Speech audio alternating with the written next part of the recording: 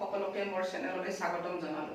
আজি মই তোমালোকক 4th chapter alternative centres of economic and political পাৱাৰৰ ওপৰত আলোচনা কৰিম, তোমালোকে শুনি যাবা।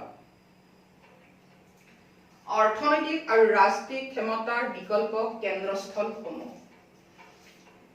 তোমালোকক মই তৃতীয় অধ্যায় ইয়াৰ আগৰ ভিডিঅ'টোত আলোচনা কৰিছিলো যে বৰ্তমান বিশ্বৰ ৰাজনীতিত আমেৰিকা যুক্তৰাষ্ট্ৰই আধিপত্য বিস্তাৰ কৰি আছে।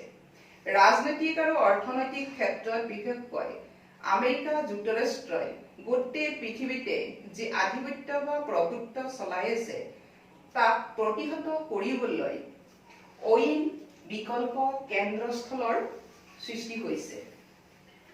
1967 চনত দক্ষিণ পূব এছিয়াৰ 5খন ৰাষ্ট্ৰই এটা আছিয়ান নামৰ সংগঠনৰ জন্ম দিছিল। ইণ্ডোনেছিয়া, মালয়েছিয়া, ফিলিপাইনছ, ছিংগাপুৰ আৰু থাইলেণ্ড। এই 5খন ৰাষ্ট্ৰ লগ হৈ আছিয়ান নামৰ এটা অনুষ্ঠানৰ জন্ম দিছিল। এই অনুষ্ঠানটোৱেও আমেৰিকাৰ আধিপত্যৰ যি ক্ষমতা, এই ক্ষমতাৰ বিকল্প হিচাপে থিয় হ'বলৈ সক্ষম হৈছে। ঠিক সেইদৰে অইন এটা আঞ্চলিক সংগঠন ইউৰোপীয় সংঘ আমি উল্লেখ কৰিব পাৰোঁ। শীতল যুদ্ধ অন্ত কৰাৰ লগে লগে 1992 অৰ্থাৎ 1992 চনত 28খন সদস্য ৰাষ্ট্ৰ লগ হৈ ইউৰোপীয় সংঘ নামৰ এটা আঞ্চলিক সংগঠনৰ জন্ম দিছিল আৰু এই সংগঠনটোৱে বৰ্তমান আমেৰিকা যুক্তৰাষ্ট্ৰৰ ক্ষমতাৰ বিকল্প কেন্দ্ৰস্থল হিচাপে পৰিগণিত হৈছে। ইয়াৰ পিছত বৰ্তমান অৰ্থনৈতিক শক্তিশালী দেশ হিচাপে চীনকো আমি বিকল্প কেন্দ্ৰ বুলি উল্লেখ কৰিব পাৰোঁ। এইখিনি কথাৰ ওপৰত যিবিলাক প্ৰশ্ন উত্তৰ এই অধ্যায়টোত আছে তাৰ ওপৰত মই এতিয়া তোমালোকক দি যাম, তোমালোকে চাই যাবা। 1 নম্বৰ প্ৰশ্ন, মাৰ্শ্বাল পৰিকল্পনা কি? উত্তৰ, 1948ত আমেৰিকাই মাৰ্শ্বাল পৰিকল্পনা অনুসৰি পশ্চিম ইউৰোপৰ দেশসমূহক আৰ্থিক সহযোগিতা প্ৰদান কৰিছিল। দ্বিতীয় বিশ্বযুদ্ধৰ পিছত ইউৰোপীয় অৰ্থনীতি পুনৰ উত্থানৰ কাৰণে এই আৰ্থিক সহায় আগবঢ়াইছিল। 2 নম্বৰ প্ৰশ্ন, OEECৰ সম্পূৰ্ণ ৰূপটো কি? উত্তৰ, organisation for European economic cooperation, ইউৰোপীয় অৰ্থনৈতিক সহযোগী সংগঠন। 3 নম্বৰ, OEEC কেতিয়া প্ৰতিষ্ঠা হৈছিল? উত্তৰ, 1948ত। 4 নম্বৰ প্ৰশ্ন, WTOৰ সম্পূৰ্ণ ৰূপটো কি? উত্তৰ, ৱৰ্ল্ড ট্ৰেড অৰ্গেনাইজেশ্যন। 5 নম্বৰ প্ৰশ্ন, কোন চনত ইউৰোপীয় সংঘ প্ৰতিষ্ঠা হৈছে? উত্তৰ, 1992ত। 6 নম্বৰ প্ৰশ্ন, ইউৰোপীয় সংঘৰ উমৈহতীয়া মুদ্ৰাক কি বোলা হয়? উত্তৰ, ইউৰো। 7 নম্বৰ প্ৰশ্ন, ইউৰোপীয় সংঘ গঠনৰ 2টা কাৰণ লিখা। উত্তৰ, 1 নম্বৰ, ইউৰোপীয় সংঘই নিজৰ সদস্য ৰাষ্ট্ৰসমূহৰ মাজত অৰ্থনৈতিক সহযোগিতা বৃদ্ধি কৰাৰ লগতে ৰাজনৈতিক, সামাজিক, সাংস্কৃতিক দিশৰ উন্নতি কৰিবলৈ গঠন হৈছে। 2 নম্বৰ, এই দেশসমূহৰ মাজত সামৰিক নিৰাপত্তা সুনিশ্চিত কৰা। 8 নম্বৰ প্ৰশ্ন, maastricht ট্ৰিটি কি? উত্তৰ, maastricht ট্ৰিটিখনৰ জৰিয়তে 1992ত ইউৰোপীয় সংঘ প্ৰতিষ্ঠা হৈছে। 9 নম্বৰ প্ৰশ্ন, ইউৰোপীয় সংঘৰ ওপৰত চমুটকা লিখা। উত্তৰ, দ্বিতীয় বিশ্বযুদ্ধ শেষ হোৱাৰ পিছত ইউৰোপীয় দেশসমূহৰ অৰ্থনৈতিক গাঁথনিটো একেবাৰে ভাঙি পৰিছিল। সেয়েহে এই দেশসমূহৰ মাজত সহযোগিতা আনিবলৈ চেষ্টা কৰা হৈছিল। শীতল যুদ্ধ অন্ত কৰাৰ লগে লগে 1992ত maastricht চুক্তিৰ স্বাক্ষৰিত হৈছিল আৰু এই আন্তৰ্জাতিক চুক্তিখনৰ জৰিয়তে 1992 28খন দেশক সদস্য ৰাষ্ট্ৰ হিচাপে লৈ এটা আঞ্চলিক অনুষ্ঠান গঠন কৰা হৈছিল। এই আঞ্চলিক অনুষ্ঠানটোৱে হ'ল ইউৰোপীয় সংঘ। ইউৰোপীয় সংঘ স্থাপন হোৱাত ইউৰোপীয় দেশসমূহে সমূহীয়া বৈদেশিক নীতি আৰু নিৰাপত্তা নীতি গ্ৰহণ কৰিছে। সমগ্ৰ ইউৰোপৰ বাবে এক মুদ্ৰা, যাক ব্ৰেকেটত দিয়া হৈছে ইউৰো, প্ৰচলনৰ ব্যৱস্থা কৰিছে। প্ৰথম অৱস্থাত ইউৰোপীয় সংঘই অকল অৰ্থনৈতিক দিশত প্ৰৱেশ কৰিছিল যদিও সময়ৰ লগে লগে ই এটা ৰাজনৈতিক সংস্থা হিচাপেহে নিজক গঢ়ি তুলিবলৈ বিচাৰিছে। ইউৰোপীয় সংঘৰ বাবে এখন সংবিধান প্ৰস্তুত কৰিব নোৱাৰিলেও এখন ৰাষ্ট্ৰৰ দৰে ইয়াৰ নিজৰ পতাকা, সংগীত, প্ৰতিষ্ঠা দিৱস আৰু মুদ্ৰা আছে। আন ৰাষ্ট্ৰৰ লগত সম্পৰ্ক স্থাপনৰ ক্ষেত্ৰত ইয়াৰ কিছু পৰিমাণে উমৈহতীয়া বৈদেশিক আৰু প্ৰতিৰক্ষা নীতিও আছে। ইউৰোপীয় সংঘৰ অৰ্থব্যৱস্থাও বৰ্তমান ধনী হৈ গৈছে। ইয়াৰ মুদ্ৰা ইউৰোৰ আমেৰিকাৰ ডলাৰৰ প্ৰভুত্বৰ ক্ষেত্ৰত বিপদাশংকাৰ সৃষ্টি কৰিব পাৰে। ইয়াৰ অৰ্থব্যৱস্থাৰ প্ৰভাৱ ওচৰ চুবুৰীয়া দেশৰ ওপৰত পৰাৰ লগতে এছিয়া আৰু আফ্ৰিকাৰ দেশসমূহৰ ওপৰতো পৰিছে।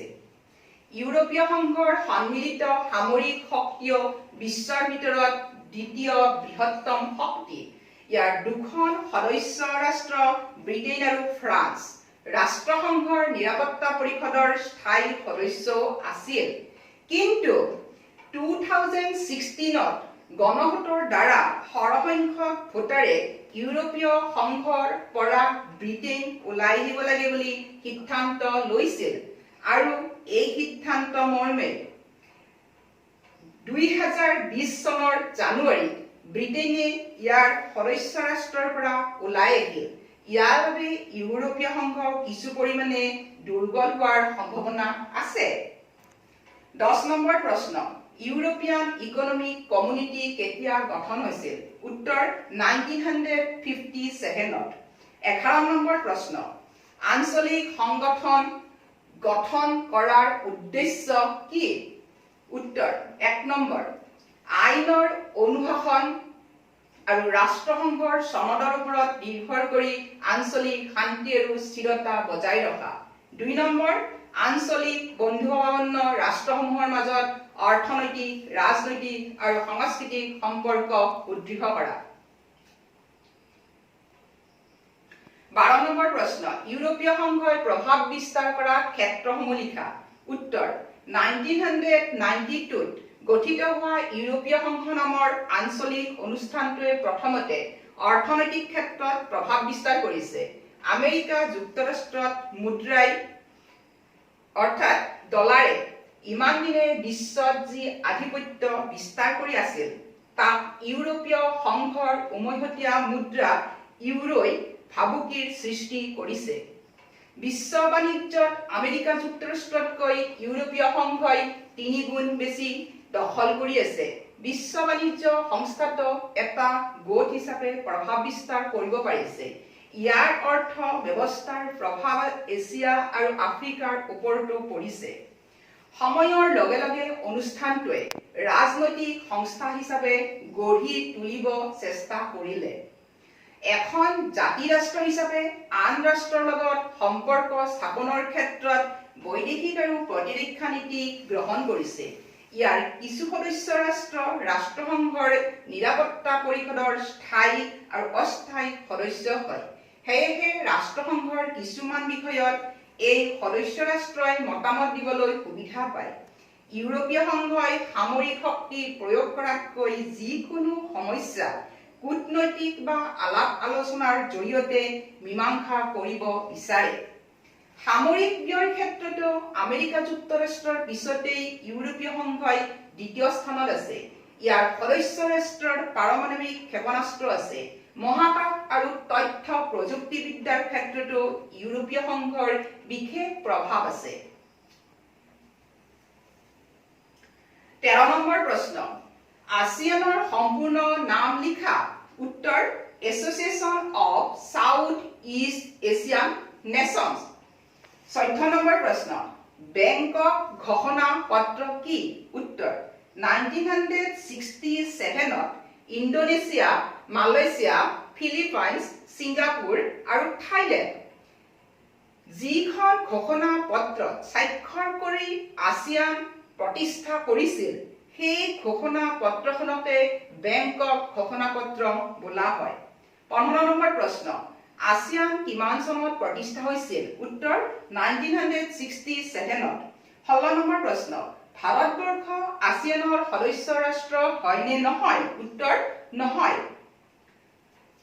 17 নম্বৰ প্ৰশ্ন আসিয়ানৰ লক্ষ্য আৰু উদ্দেশ্যসমূহ লিখা উত্তৰ 1 নম্বৰ আসিয়ানৰ সদস্য ৰাষ্ট্ৰবিলাকৰ অৰ্থনৈতিক উন্নয়ন খৰতকীয়া কৰা 2 নম্বৰ উমৈহতীয়া আঁচনিৰ জৰিয়তে এই অঞ্চলৰ সামাজিক প্ৰগতি আৰু সাংস্কৃতিক বিকাশৰ ব্যৱস্থা কৰা 3 নম্বৰ আইনৰ শাসন আৰু ৰাষ্ট্ৰসংঘৰ সনদৰ ওপৰত ভিত্তি কৰি আঞ্চলিক স্থিৰতা আৰু শান্তি স্থাপন কৰা 4 নম্বৰ দক্ষিণ এছিয়াৰ ৰাষ্ট্ৰবিলাকৰ মাজত সামূহিক আত্মনিৰ্ভৰশীলতা বৃদ্ধি কৰিবলৈ চেষ্টা কৰা 5 নম্বৰ অন্যান্য উন্নয়নশীল ৰাষ্ট্ৰৰ লগত ইয়াৰ সদস্য ৰাষ্ট্ৰসমূহৰ সহযোগিতা বৃদ্ধি কৰা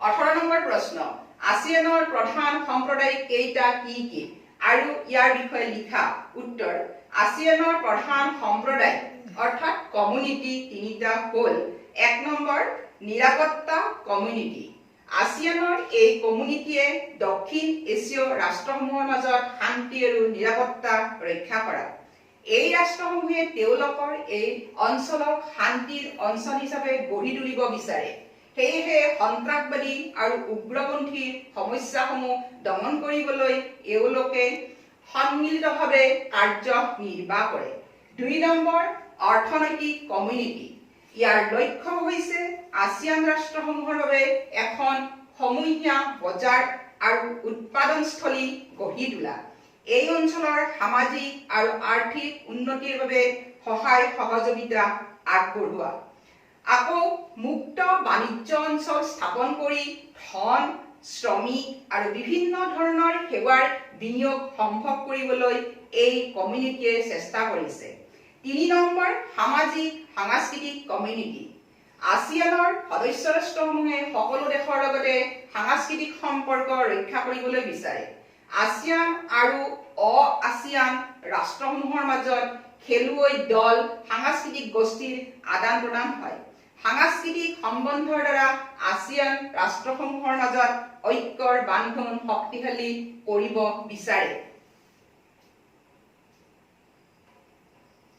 19 নম্বৰ প্ৰশ্ন FTA ৰ সম্পূৰ্ণ নাম কি উত্তৰ ফ্ৰী ট্ৰেড এগ্ৰিমেণ্ট 20 নম্বৰ প্ৰশ্ন দুখন আসিয়ানৰ সদস্য ৰাষ্ট্ৰৰ নাম লিখা যাৰ লগত ভাৰতে FTA স্বাক্ষৰ কৰে উত্তৰ ছিংগাপুৰ আৰু থাইলেণ্ড 21 নম্বৰ প্ৰশ্ন বৰ্তমান আসিয়ানৰ কিমানখন সদস্য ৰাষ্ট্ৰ আছে সেইবোৰ কি কি উত্তৰ বৰ্তমান আসিয়ানৰ সদস্য ৰাষ্ট্ৰ 10খন মই আগতে কৈছো যে প্ৰথমতে 5খন আছিল এতিয়া 10খন হৈছে সেইবোৰ হ'ল Brunei Darussalam Cambodia Indonesia Laos Malaysia Myanmar Philippines Singapore Thailand Vietnam 22 number প্ৰশ্ন ARF কি উত্তৰ ARF হ'ল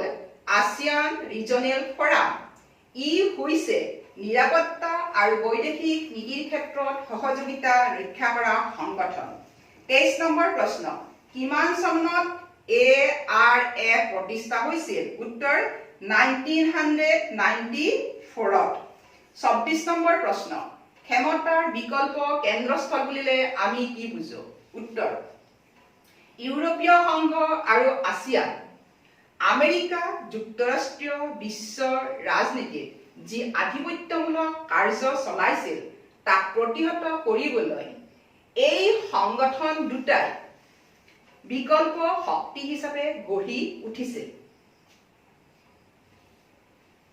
25 নম্বৰ প্ৰশ্ন, ASEAN ভিজন 2020 উপাদানসমূহ লিখা। উত্তৰ, ASEAN ভিজন 2020 আন্তঃৰাষ্ট্ৰীয় ক্ষেত্ৰত ASEANৰ বাবে বহিৰ্মুখী দৃষ্টিভংগীৰ ভূমিকা নিৰ্ধাৰণ কৰিছে। এই অঞ্চলটোৰ সংঘাতসমূহ আলোচনাৰ মাধ্যমেৰে সমাধা কৰিবলৈ উৎসাহিত কৰা ASEANৰ নীতিৰ ওপৰত ই প্ৰতিষ্ঠিত। এইদৰে ASEANে কম্বোডিয়াৰ বিবাদ মীমাংসা কৰিবলৈ আৰু পূব তিমৰৰ সমস্যা সমাধা কৰিবলৈ মধ্যস্থতা কৰিছিল। পূব এছীয় সহযোগিতাৰ বিষয়ে আলোচনা কৰিবলৈও বাৰ্ষিক সন্মিলন অনুষ্ঠিত কৰে। 26 নম্বৰ প্ৰশ্ন, কোনখন দেশক ক্ষমতাৰ তৃতীয় বিকল্প হিচাপে গণ্য কৰা হয়? উত্তৰ, চীন। 27 নম্বৰ প্ৰশ্ন, চীনৰ কমিউনিষ্ট বিপ্লৱৰ নেতা কোন আছিল? উত্তৰ, মাও জেডং। 28 নম্বৰ প্ৰশ্ন, 1962ৰ চীন আৰু ভাৰতৰ মাজত হোৱা সীমা বিবাদ প্ৰধানকৈ কোন কোন অঞ্চললৈ হৈছিল? উত্তৰ, অৰুণাচল আৰু লাডাখৰ আকছাই। 29 নম্বৰ প্ৰশ্ন, চৌ এন লাইয়ে চীনত কি চাৰিবিধ বস্তু আধুনিকীকৰণ কৰিব বিচাৰিছিল? উত্তৰ, চীনৰ মুৰব্বী চৌ এন লাইয়ে 1973 কৃষি, উদ্যোগ, বিজ্ঞান আৰু প্ৰযুক্তিবিদ্যা, সামৰিক ব্যৱস্থাৰ আধুনিকীকৰণ প্ৰস্তাৱ আগবঢ়াইছিল।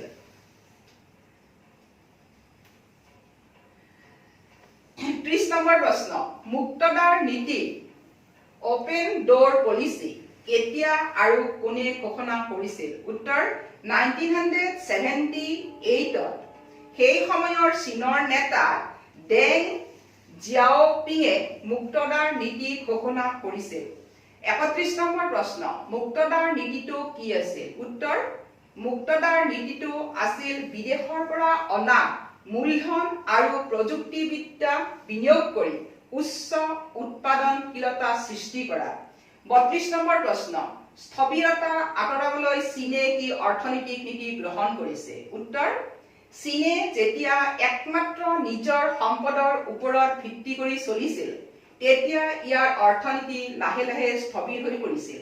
সেয়েহে 80ৰ দশকত চীনৰ নেতৃবৃন্দই অৰ্থনৈতিক বিকাশৰ বাবে কিছুমান নীতি গ্ৰহণ কৰিছিল। 1 নম্বৰ, 1972ত চীনে অৰ্থনৈতিক আৰু ৰাজনৈতিক ক্ষেত্ৰত আমেৰিকা যুক্তৰাষ্ট্ৰৰ সৈতে সম্পৰ্ক স্থাপন কৰে।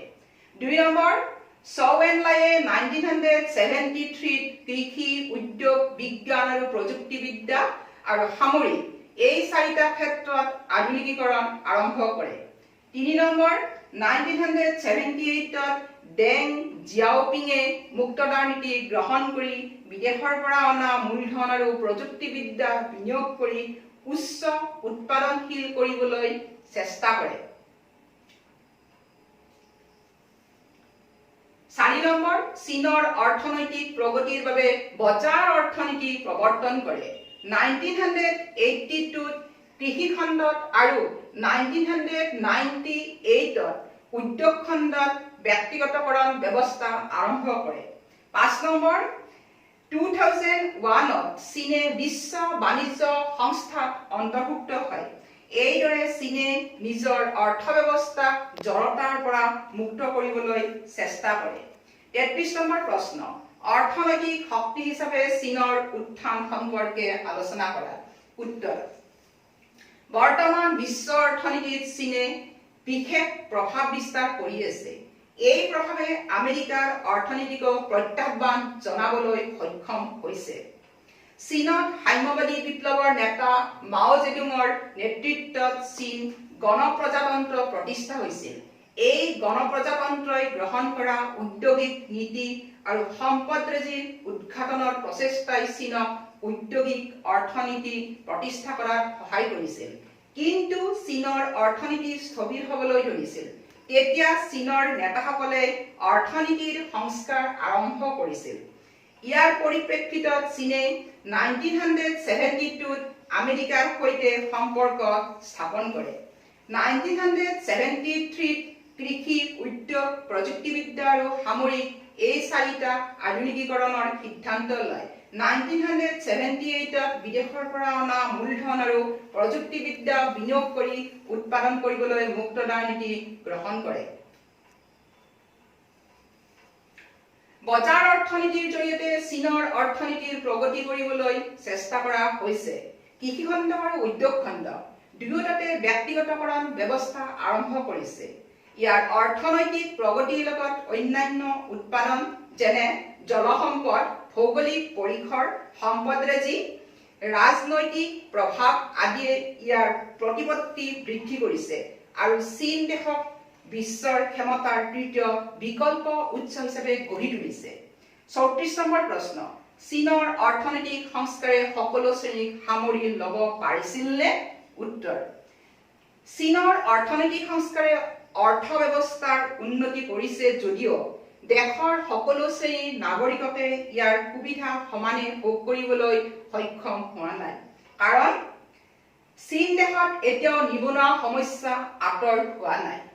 মহিলা কৰ্মচাৰীসকলৰ কামৰ পৰিৱেশ তেনেই বেয়া। পৰিৱেশৰ ক্ষতিগ্ৰস্ততা আৰু ভ্ৰষ্টাচাৰে চীনৰ অৰ্থনৈতিক আৰু সামাজিক পৰিৱেশক যথেষ্ট ক্ষতিগ্ৰস্ত কৰিছে। অৰ্থনৈতিক অসমতাও বৃদ্ধি পাইছে। গাঁও আৰু চহৰ অঞ্চলৰ মানুহৰ মাজত, নদী কাষৰীয়া অঞ্চল আৰু মুখ্য ভূমিত বসবাস কৰা মানুহৰ ক্ষেত্ৰত অসমতা বৃদ্ধি পাইছে। বিভিন্ন ক্ষেত্ৰত মানৱ অধিকাৰ লংঘন কৰা হৈছে। আজি এইখিনিতে এই অধ্যায়টোৰ ওপৰত থকা প্ৰশ্ন উত্তৰ শিতানটো মই সামৰণি মানিলো। তোমালোকে গোটেই কুৱেশ্যন এনসাৰখিনি PDF ফাইলত মই দি দিছো, ডেছক্ৰিপশ্যন বক্সত গ'লে তোমালোকে ভালদৰে চাব পাৰিবা। তেনেহ'লে আজিলৈ ধন্যবাদ।